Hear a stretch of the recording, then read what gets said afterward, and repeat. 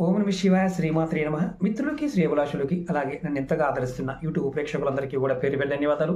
మిత్రులారా, మీ అందరికీ పరాదేవత ఎల్లవెల్లలా మీతో ఉండి మీ మనోవాంఛ నెరవేర్చాలని మనస్ఫూర్తిగా కోరుకుంటున్నాను. మనం ఏ పదార్థాలతో శివలింగం చేసి ఆరాధించడం వల్ల కలిగే ఫలితాలు తెలుసుకుంటున్నాం. ఈ వీడియోలో పటికి బెల్లం, నగుబోతు అంటాం. ఈ పటికి బెల్లంతో కనుక మీరు శివలింగం తయారు చేసి మీరు పూజించి ఎవరైతే పూజిస్తారో వారికి ఆరోగ్యంతో పాటు ఐశ్వర్యం కూడా కలిసి వస్తుంది. అలాగే పూజ అయిపోయిన తర్వాత ఈ శివలింగాన్ని నదిలో నిమజ్జనం చేయాలి.